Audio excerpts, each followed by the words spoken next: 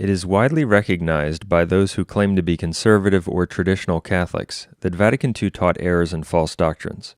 However, many of those people hold that Vatican II's false doctrines do not pose problems for the legitimacy of John XXIII, Paul VI, etc., for according to them, the teaching of Vatican II was supposedly never made binding by the Vatican II, quote, popes.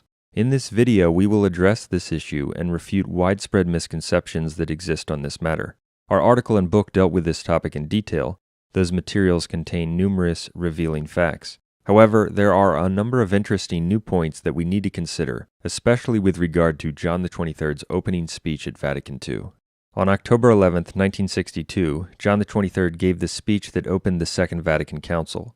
The speech is a crucial component of how many so-called traditionalists, who accept the Vatican II, quote, popes as true popes, but have problems with the post-Vatican II Church and the teaching of Vatican II, explain their position. In this video, we will closely examine John XXIII's speech. False information about what John XXIII said has been disseminated for years in so-called traditionalist newspapers, publications, and magazines. As a result, countless souls have failed to see the true nature of the current crisis in the post-Vatican II period. The question is, did John XXIII's opening speech state that Vatican II would not be a doctrinal, dogmatic, magisterial, or infallible council, but only a pastoral one? Does his speech allow the so-called traditionalists to reject Vatican II as erroneous or heretical, and yet accept the men who implemented and promulgated it, that is, John XXIII, Paul VI, etc., as true popes? Let's examine the evidence. Later on, we will consider the manner in which Paul VI confirmed Vatican II. Before we consider the speech, keep in mind that John XXIII was an anti-pope. Our material proves that he was a manifest heretic and a Freemason. Since John XXIII was not a Catholic, he was ineligible to become pope. There is also evidence that he wasn't even canonically elected in the 1958 conclave, but rather obtained the election by fraud after someone else had already been elected. That's in addition to his ineligibility for the office. When one considers the evidence that the Vatican II sect lacks the characteristics of the Catholic Church and represents a revolution against authentic Catholicism, a fact which is only becoming more clear every day under Francis, it makes sense that the line of Vatican II anti-popes began with a fraudulent election in 1958. Since the Vatican II claimants to the papacy were not true popes but anti-popes, any attempts they made to bind Vatican II and other false teachings do not, let me repeat, do not, impact or invalidate Catholic teaching on papal infallibility or Christ's promises to the Church, for their actions were those of invalid usurpers who never sat in the chair of St. Peter. Their false reigns were simply the fulfillment of the prophesied end times apostasy and deception. However, for those who do recognize John XXIII, Paul VI, etc. as true popes, as some false traditionalists still do, the facts we will now cover definitely impact their position. These facts show that their position on Vatican II is incompatible with Catholic teaching on papal infallibility. Let's now consider some key sections of John XXIII's opening speech at Vatican II in Latin and English. The Latin text of the speech is available here on the Vatican's website. In consulting a key portion of the Latin text and comparing it to a typical online English translation, I noticed that while the general point I'm going to be making can be proven from all English versions of the speech, the typical online translation was insufficiently faithful to the Latin original in important areas. Therefore, I asked Timothy Johnson, an expert in Latin and Ancient Greek, to provide a more accurate translation of key portions of the speech, and he did so. The following translation he provided is the most literal translation available of these sections. Let's consider some of the crucial paragraphs and refute the false traditionalist myths about the speech. Let's begin in paragraph 2. John XXIII says, quote, "The most recent and lowly successor of the same Prince of the Apostles who is addressing you, in convoking this most imposing assembly, has proposed this for himself, that the ecclesiastical magisterium, never failing and persevering even to the end of the times, be once again affirmed, which selfsame magisterium, taking account of the errors, necessities, and opportunities of our age, is, by means of this very council, being presented to all men, as many as be in the world, in extraordinary form at the present time." End quote. John XXIII states that in convoking Vatican II, he proposed for himself that the ecclesiastical magisterium, which is never failing, is affirmed. He thus identifies Vatican II as an act of the magisterium. In fact, he identifies Vatican II as an act of the unfailing and therefore infallible magisterium. So much for the myth that John XXIII stated that Vatican II would not be infallible. The truth is the opposite. He states that it will enact the unfailing magisterium. The unfailing magisterium is infallible because if it could teach error or be deceived, it would not be unfailing or indefectible. It's interesting that the words John the 23rd uses here are almost identical to the words Vatican I used to describe papal infallibility. To express the infallibility of popes when speaking from the chair of St. Peter, Vatican I stated, quote, "So this charism of truth and a never-failing faith was divinely conferred upon Peter and his successors in this chair," end quote. Vatican I describes the infallibility of the chair of St. Peter as a gift or charism of truth and a never-failing faith. The words it used for never-failing are nunquam deficientis. That's the very same statement that John the 23rd makes to describe the alleged magisterial authority of Vatican II. John the 23rd says numquam deficiens. The only difference between the two statements is that John the 23rd's deficiens is the present active participle of deficio in the nominative form, whereas Vatican I's deficientis is the present active participle of the same verb in the genitive form. Deficientis agrees with fidei. Also, numquam is an alternate spelling of nunquam. So Vatican I and John the 23rd's speech to open the Second Vatican Council use the same language. They both refer to the unfailing magisterium of popes in the chair of St. Peter. John the 23rd says that Vatican II will exercise and represent that unfailing and therefore infallible magisterium. John the 23rd also says that the magisterium, by means of this very council or through this very council, is being presented to the world extraordinario modo, that is, in extraordinary form. In this passage, extraordinario modo is an ablative of manner. It describes the manner in which the magisterium is being exhibited or presented to the whole world by means of this council, Vatican II. Thus, according to John the 23rd's opening speech, Vatican II would be an act of the infallible extraordinary magisterium.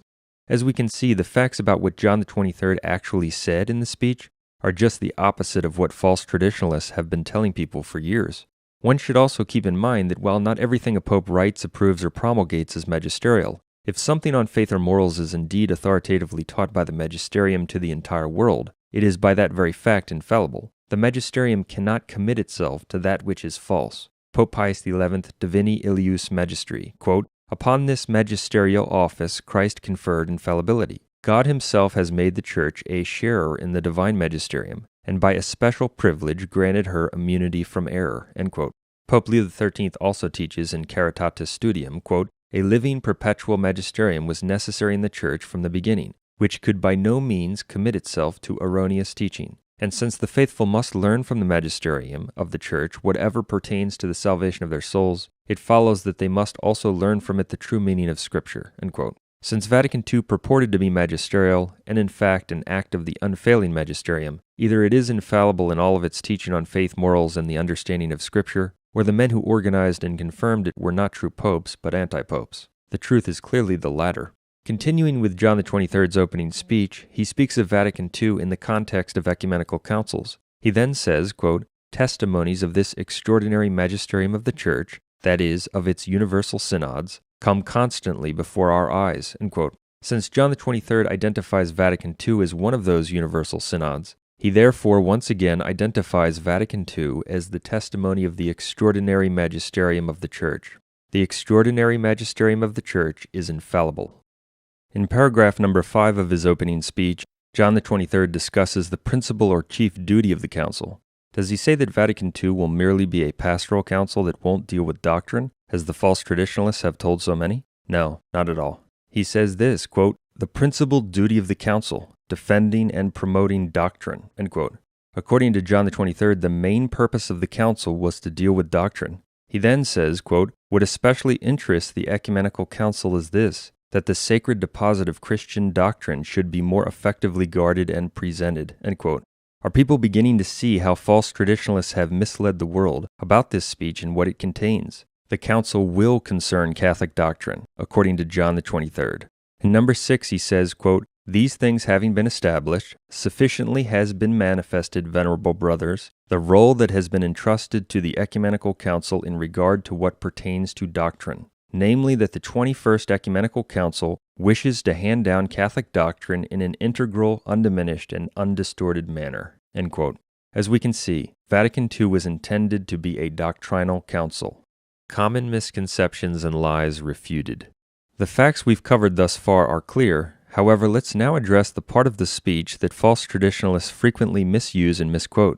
The truth is that almost none of them have any idea what the speech, or the following part of the speech, actually said. They simply circulate and repeat myths and legends on the matter. As we will see, the following section of John the 23rd's speech does not support their position but contradicts it. This section of the speech is also found in paragraph number 6. It's important to quote a number of sentences from this paragraph. John the 23rd says, quote, "Nor does our work focus on the following as though it were a primary end, namely that a discussion should take place about certain special articles of church teaching, or that there should be a more extensive review of those points which the fathers and theologians, both ancient and more recent, have handed down to us, and which, we rightly think, are not unknown to you, but are firmly embedded in your minds. For there was no need that an ecumenical council be proclaimed for disputations solely of this kind. What is, however, needed at the present time is that Christian doctrine in its entirety, without any part removed therefrom, should here and now in our times be received by all men with new zeal, with serene and tranquil minds, a doctrine handed down by that precise manner of conceiving and drawing up words which especially shines forth from the Acts of the Council of Trent and Vatican I. What is needed, as all sincere supporters of matters Christian, Catholic, and Apostolic eagerly crave, is that this same doctrine be more widely and deeply known, and that minds be more fully imbued and formed by it. What is needed is that this certain and immutable doctrine, to which faithful obedience is owed, be traced out and expounded with that reasonableness which our times demand. For the deposit of faith itself, or the truths contained by our venerable doctrine, are one thing, but the manner in which they are enunciated, albeit with the same sense and the same meaning, is another. It is precisely to this latter manner that the majority of our attention will have to be given, and if need arise, it will have to be patiently exerted therein. In other words, there will need to be introduced those methods of explaining things which are more in keeping with a magisterium whose native character is primarily pastoral." End quote. As a careful reading of this paragraph shows, John the 23rd does not say that Vatican II would not be doctrinal or infallible. He actually says the opposite. He says that Vatican II, whose primary task is to deal with doctrine, as he already told us, will concern itself with the manner in which church doctrine is expounded. The manner or way in which church doctrine is expounded is inseparable from doctrine itself. Vatican I declared that we must believe church doctrine exactly as it has been declared or expounded by the church. The following line in the paragraph captures the essence of his point, quote, "What is needed is that this certain and immutable doctrine, to which faithful obedience is owed, be traced out and expounded with that reasonableness which our times demand." End quote. According to John the 23rd, Vatican II will expound and trace out church doctrine, which the faithful must obey, but it will do so, quote, "with that reasonableness which our times demand." End quote. In other words, it will present doctrine in a way that heretics such as anti-Pope John the 23rd deemed more friendly, modern, and pastoral. Of course, that does not mean that the Council will not deal with doctrine. It means that it will deal with doctrine. Something can be both doctrinal and pastoral. The two are not mutually exclusive. On the contrary, that which is doctrinal accompanies that which is pastoral. A pope's pastoral office, for example, involves the power to teach faith and morals. Vatican I even stated that the dogmatic definition of papal infallibility was made precisely to clarify that the Son of God connected an infallible teaching power on faith and morals, quote, "with the supreme pastoral office." End quote. Moreover, concerning the enunciation of the truths of the deposit of faith, John the 23rd says, "It is precisely to this that the majority of our attention will have to be given." Once again, the Council will deal with the enunciation of what it considers to be truths of faith. In fact, in the one line of the speech that false traditionalists like to use, the point is confirmed. They rarely quote what John the 23rd actually said, and it's not a surprise why. They prefer instead to give their inaccurate summary of it. The line says, quote, "In other words, there will need to be introduced those methods of explaining things which are more in keeping with a magisterium whose native character is primarily pastoral." End quote. John the 23rd refers to methods of explaining things. What things? As he already told us, the things to be explained are matters of church doctrine. He referred to them as matters of, quote, Christian doctrine to which, quote, faithful obedience is owed. In this line, he also says that Vatican II will represent the magisterium, quote, in keeping with a magisterium whose native character is primarily pastoral. The magisterium is infallible, as we already covered. Therefore, this line by itself demonstrates that Vatican II will concern itself with explaining church doctrine. It will be binding and magisterial, that is to say, infallible. When John the 23rd says that Vatican II will use methods of explaining the doctrine, which people must obey, in keeping with a magisterium whose native character is primarily pastoral, he means that Vatican II will employ methods of formulating church doctrine that modernists such as John the 23rd deemed more palatable to modern man. They will consequently be considered more friendly or pastoral. The reference to pastoral is thus to how the church's doctrine is being presented. It concerns doctrine and how it is expounded. It does not mean that the council will not deal with doctrine or that it will not be magisterial or infallible. The fact that Vatican II did deal extensively with matters of church doctrine is obvious from the council's documents. They deal at length with matters of doctrine. Lumen Gentium is even called the dogmatic constitution on the church, and Dei Verbum is called the dogmatic constitution on divine revelation. The problem is that Vatican II contains numerous heresies and false doctrines. It was a wicked council. It teaches the following heresies: that Protestants and schismatics who reject Catholic teaching are in the body of Christ, that Jews are not to be considered rejected by God, even though they reject Christ and His Church, that Islam and other non-Christian religions are to be esteemed, that non-Catholics may lawfully receive Holy Communion, that non-Catholic religions are means of salvation, that non-Catholics are martyrs, that it's good to participate in non-Catholic worship, that Muslims worship the one true God, that states lack the authority to prevent the public expression of false religions, and much more. Vatican II definitely dealt with doctrine, but it taught falsely on doctrine, and the results were disastrous and demonic. That's because it was a false, revolutionary anti-council run by heretics, who was convoked by an anti-pope and confirmed by an anti-pope. It initiated a theological revolution and a counter-church. Let's now summarize the facts we've covered about John the 23rd's opening speech at Vatican II. John the 23rd's opening speech repeatedly states that Vatican II will be an act of the magisterium. It states that Vatican II will be an act of the unfailing and therefore infallible magisterium. It states that Vatican II will enact the extraordinary magisterium. It states that Vatican II's principal duty will be to deal with doctrine. It states that Vatican II will expound and trace out, in a manner they consider reasonable or pastoral for our times, church teaching to which faithful obedience is owed. There's simply no doubt that if John the 23rd was a true pope, and he definitely wasn't, Vatican II was intended to be an ecumenical council. It was intended to operate magisterially and infallibly, with binding doctrinal teaching on faith and morals, just as previous ecumenical councils did. Its authority and scope would be the same as a typical ecumenical council. It would simply deal with doctrine in a way the leaders of Vatican II deemed appealing to modern man. By the way, during Vatican II, Anti-Pope Paul VI, the man who confirmed Vatican II, wrote an encyclical called Ecclesiam Suum. It was addressed to the entire church. In number 30 of Ecclesiam Suum, Paul VI stated this, quote, "It is precisely because the Second Vatican Council has the task of dealing once more with the doctrine de ecclesia of the Church and of defining it, that it has been called the continuation and complement of the First Vatican Council." End quote. From these facts, we can see just how wrong the false traditionalists are on this matter. They have deceived countless souls about this speech and the authority of Vatican II. It's obvious why. Their false position on the authority that was intended for Vatican II is an integral component of their false position on the legitimacy of John the 23rd, Paul VI, etc. This is especially true of the Society of St. Pius X and its supporters, among whom myths about Vatican II run rampant. Their false position on Vatican II has been embraced by other groups as well. It's held even by many who attend the new Mass or an indult Mass. It's promoted by some supporters of the Fraternity of St. Peter and like-minded groups. It's widely embraced and promoted because anyone who is even slightly conservative recognizes that Vatican II was a rotten tree that brought forth rotten fruit. Hence, the assertion that Vatican II was not binding is central to their explanation of how they can possibly reject Vatican II in whole or in part while adhering to the men who implemented and promulgated it. We hope people consider these facts and embrace the correct position that all the Vatican II claimants to the papacy, John the 23rd through Francis, are not true popes but heretical, non-Catholic anti-popes. That's the true position. That's the Catholic position. That's the only theologically consistent position. So far, we've dealt primarily with John the 23rd's opening speech and the false claims people make about it. Although his opening speech is perhaps the most common objection people raise on the issue of Vatican II's alleged non-binding nature, there are other objections they advance on this matter. A careful examination of each one, however, only further proves their position false. In fact, to illustrate the point, let's consider and refute another objection they advance.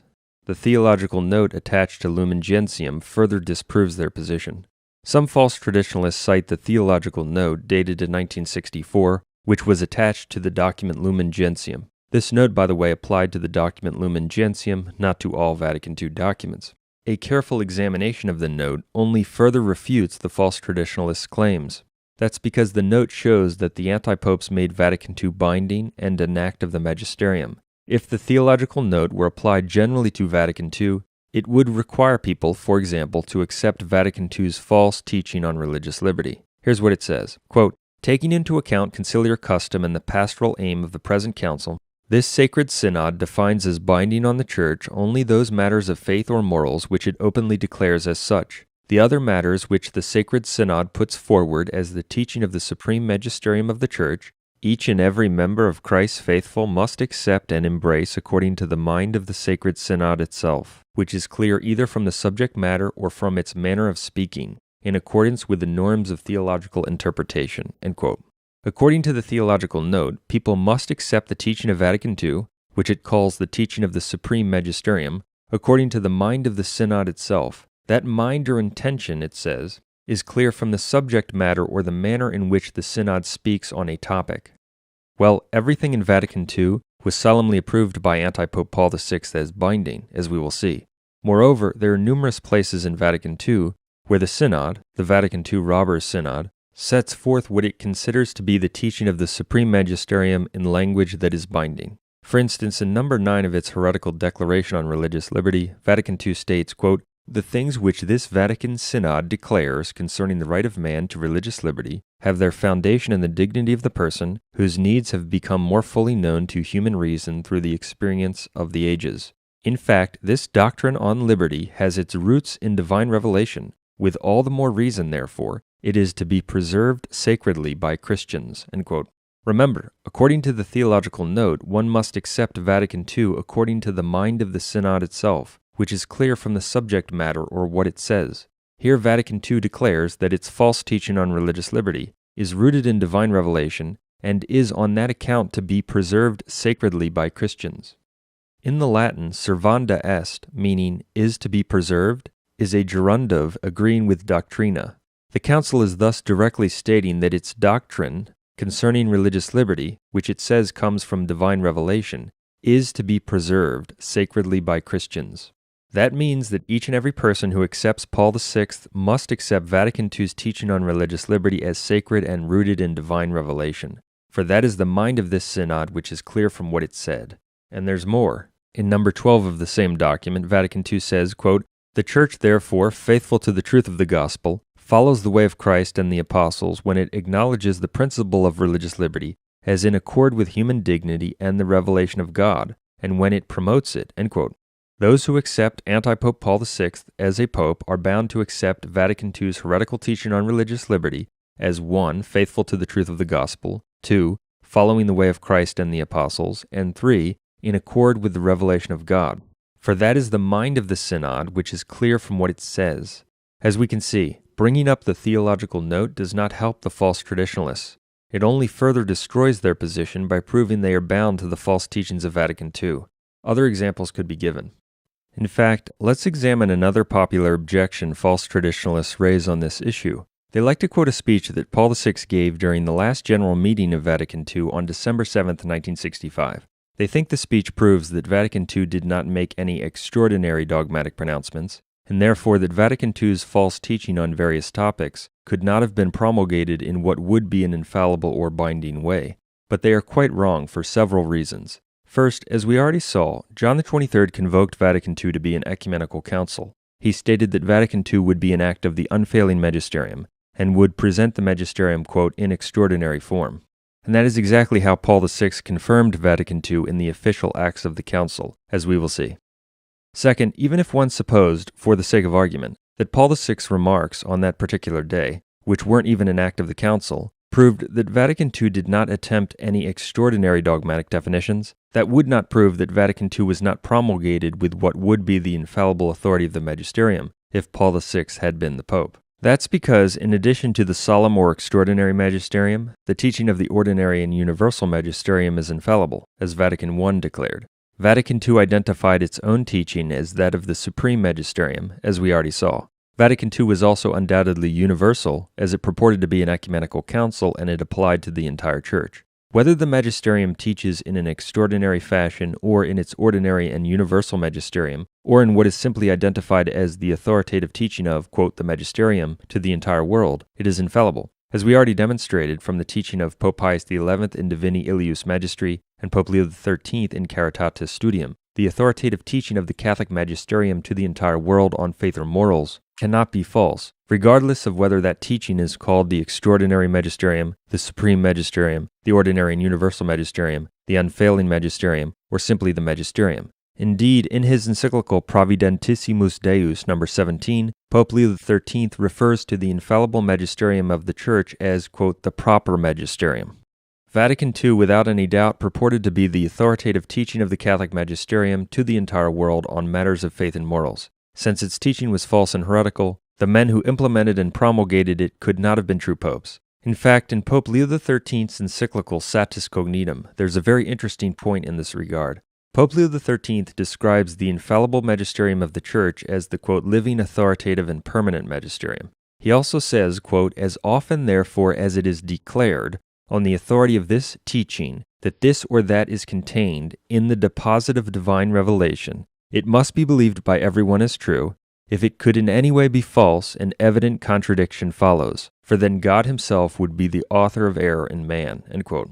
Leo XIII teaches that as often as it is declared that something is contained in divine revelation, it is infallible and must be accepted. Notice the amazing specificity with which Pope Leo XIII's description of an infallible teaching of the magisterium matches the language used in Vatican II's heretical declaration on religious liberty. As we quoted already, number 9 of the heretical declaration on religious liberty states, quote, the things which this Vatican Synod declares concerning the right of man to religious liberty have their foundation in the dignity of the person. In fact, this doctrine on liberty has its roots in divine revelation. With all the more reason, therefore, it is to be preserved sacredly by Christians. End quote. In number 12 of that document, Vatican II also declared that its doctrine on religious liberty is faithful to the truth of the gospel, follows the way of Christ and the apostles, and is in accord with the revelation of God. Vatican II thus attempts to do exactly what Pope Leo XIII says the magisterium does when it teaches infallibly.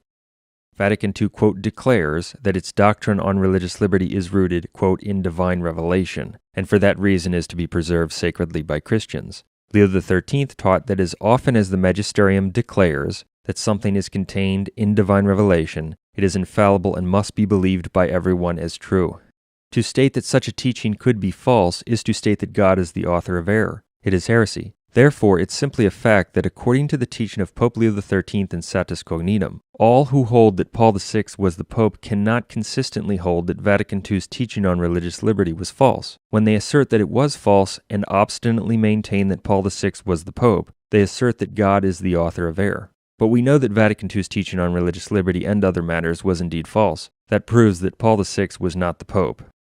The third and perhaps most important point to make in regard to Paul VI's December 7, 1965 speech is that it's not even one of the official acts of Vatican II. It thus holds no weight in a theological analysis of the authority that Vatican II intended to exercise in its official acts. Vatican II promulgated constitutions, declarations, and decrees. That was confirmed in Paul VI's apostolic brief in Spiritu Sancto, which officially closed the council on December 8, 1965. The constitutions, declarations, and decrees of Vatican II, that is, the 16 documents of the Council, determine the authority that Vatican II intended to enact, and as we will see, the language contained in those official acts of the Council, all of which Paul VI made his own by solemn approval and promulgation, without any question would have fulfilled the requirements for infallible teaching to the entire Church if Paul VI had been the Pope.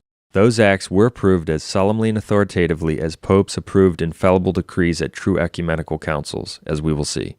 It is simply impossible for a true pope to have promulgated Vatican II's false teaching on faith and morals to the entire Church with the solemn and binding language that Paul VI did. Furthermore, in the aforementioned speech on December 7, 1965, which wasn't even an act of the Council, Paul VI does not even say that Vatican II was not infallible or binding. In that speech, however, he does say that Vatican II contained, quote, authoritative teaching, condemned errors, and passed down the Church's doctrine. But the speech holds no weight anyway. The actual acts of Vatican II are what must be considered. It must also be understood that when an ecumenical council meets, it already bears a solemn and universal character by virtue of the nature of the gathering. The only thing an ecumenical council lacks for its official teaching on faith or morals to be infallible and binding on the universal church is the official confirmation of the teaching on faith or morals by the Pope. That's why, for example, the short statement of faith at the Council of Nicaea in 325 is considered dogmatic and infallible, even though Pope St. Sylvester, the pope who reigned at the time, is not known to have issued any papal bull confirming it. Pope St. Sylvester did not attend the Council of Nicaea, and there's no known decree from Sylvester confirming the Council of Nicaea in extraordinary language, or even in his own words. Pope St. Sylvester did confirm the Council of Nicaea's statement of faith, but he only did so via his legates, the Roman priests Vito and Vincent. The basic and simple confirmation Pope St. Sylvester gave to the Council of Nicaea, via his representatives, was all that was necessary for the Ecumenical Council's statement of faith to be considered authoritative, binding, and infallible for the universal church. That's because the setting in which it was given, an ecumenical council, already bore a universal character by virtue of the nature of the assembly. It simply awaited the papal confirmation of its acts. By the way, it's also interesting to note the following about papal primacy at the Council of Nicaea. The proceedings of the Council of Nicaea were led by a Western cleric named Hosius of Cordova. Many believe Hosius served in that capacity on behalf of the Pope. Gelasius of Cyzicus, who was a 5th century historian and priest in the eastern part of the Church, spoke of, quote, Hosius holding the place of Sylvester, the Bishop of Great Rome, together with the Roman presbyters Vito and Vincent, end quote. As the presiding officer at Nicaea, the signature of Hosius is the first to appear on the list of those who signed the Council of Nicaea. Hosius's signature is then immediately followed by the signatures of the Pope's representatives, the Roman priests, Vito and Vincent. The names of Vito and Vincent thus appear before all the patriarchs and bishops at Nicaea, just below the name of Hosius, the council's presiding officer. The fact that the signatures of the Pope's representatives, the Roman priests, appear before the signatures of the various patriarchs and bishops is a striking example of how the primacy and authority of the Bishop of Rome, the Pope, was recognized at the Council of Nicaea and in the ancient Christian Church. Pope St. Sylvester's simple confirmation of Nicaea via his legates demonstrates that when you have an ecumenical council officially teaching on faith or morals, that teaching is binding and infallible if confirmed by a pope, period. That's because the gathering at an ecumenical council already bears an official and universal character. It simply awaits papal confirmation. When one considers the manner in which Paul VI confirmed Vatican II and its teaching on faith and morals, it's not only clear that Paul VI officially and authoritatively confirmed the teaching of Vatican II, but he confirmed it with solemn language. Indeed, the language he uses to confirm and promulgate the acts of Vatican II is on a par with the language of the most celebrated ecumenical and dogmatic councils in church history. It is thus theologically absurd for people to maintain that Paul VI was the Pope, as Sylvester was, but that the acts of this alleged ecumenical council, Vatican II, dealing with faith and morals, were not infallible, binding, and authoritative. Anti-Pope Paul VI's confirmation of the council ends any debate. Perhaps the single most important fact to consider on this issue is the manner in which Anti-Pope Paul VI confirmed Vatican II. Each document of Vatican II begins this way, quote, Paul, Bishop, servant of the servants of God, together with the fathers of the Sacred Council for everlasting memory, end quote. This language is typical of dogmatic decrees at ecumenical councils. It corresponds to how Pope Eugene IV began the 11th session of the Dogmatic Council of Florence. He stated, quote, Eugene, Bishop, servant of the servants of God, for an everlasting record, end quote. It corresponds to how Pope Leo X began the 8th session of the Dogmatic Fifth Lateran Council, and how Pope Pius IX began the 3rd session of the Dogmatic First Vatican Council. Each document of Vatican II ends this way, quote, each and every one of the things set forth in this decree has won the consent of the Fathers. We too, by the apostolic authority conferred on us by Christ, join with the venerable Fathers in approving, decreeing, and establishing these things in the Holy Spirit, and we direct that what has thus been enacted in Synod be published to God's glory. I, Paul, Bishop of the Catholic Church, end quote. Anti-Pope Paul VI invokes his so-called apostolic authority to authoritatively approve, decree, and establish everything set forth in each document of Vatican II. If he had been the Pope, this would definitely qualify as solemn dogmatic language. In fact, the language Anti-Pope Paul VI uses here exceeds, in terms of its solemnity, the approval that early popes gave to the councils of Nicaea, Ephesus, and others. If false traditionalists deny that this is infallible language, they must deny that the early councils were infallible. Moreover, in regard to the aforementioned theological note, Paul VI's declaration at the beginning and end of every Vatican II document definitely indicates, by its quote, manner of speaking, in accordance with the norms of theological interpretation, that is, paralleling past dogmatic decrees, that he is enacting the supreme magisterium of the Church, if he had been the Pope. In fact, it's interesting to note that Paul VI referred to Vatican II's blasphemous teaching that Muslims, together with Catholics, worship the one true God, as a solemn declaration. Anti-Pope Paul VI, December 2, 1977, quote, "The Muslims profess to hold the faith of Abraham, and together with us they adore the one merciful God, mankind's judge on the last day, as the Second Vatican Council solemnly declared," end quote.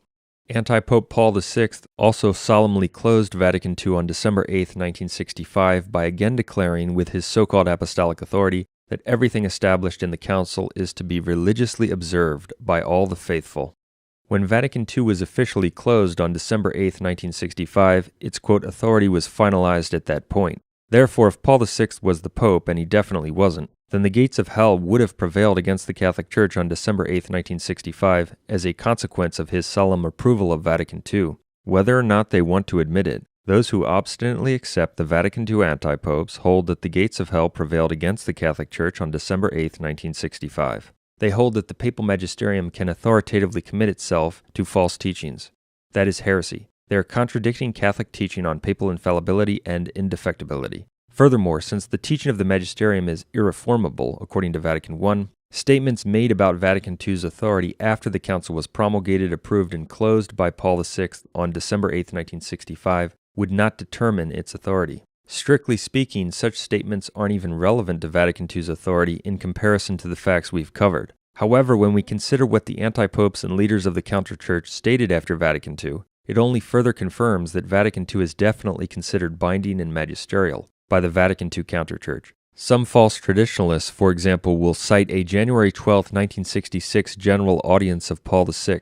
This speech was given after the council. It is therefore comparatively insignificant to many facts we've covered. However, a careful consideration of the speech completely refutes their view, for in the general audience, Paul VI states that the teaching of Vatican II, quote, has to be accepted, and constitutes the teaching of, quote, the supreme ordinary magisterium. The supreme ordinary magisterium is binding and infallible. There are many other quotations one could bring forward to prove that Vatican II is considered binding and magisterial by the Vatican II Church. For example, in a May 24, 1976 address, Anti-Pope Paul VI denounced the idea, adopted by Archbishop Marcel Lefebvre and his supporters, that the Second Vatican Council was not binding. He even said that the consequence of such an attitude or position is that people place themselves outside his, quote, church. That's also why, in the recent negotiations with the Society of St. Pius X during the reign of Anti-Pope Benedict XVI, it was made clear that the SSPX will not be fully accepted by the counter-church without a recognition of Vatican II and its teaching. The note from the Secretary of State of the Vatican dated February 4, 2009 and published in the Vatican's newspaper is an example of the point. It stated, quote, a full recognition of the Second Vatican Council and the magisterium of Popes John XXIII, Paul VI, John Paul I, John Paul II, and Benedict XVI himself is an indispensable condition for any future recognition of the Society of St. Pius X, end quote.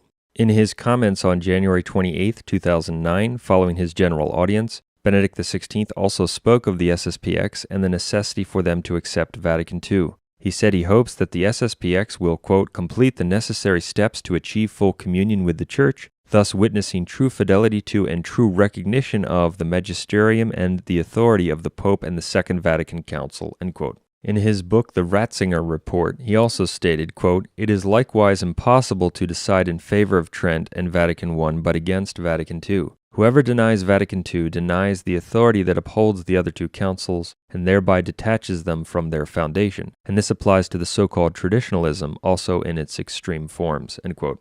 In his 2010 book Light of the World, Benedict XVI promoted the completely heretical teaching of Vatican II that schismatic, quote, Orthodox sects, which reject the papacy, are in the Church of Christ.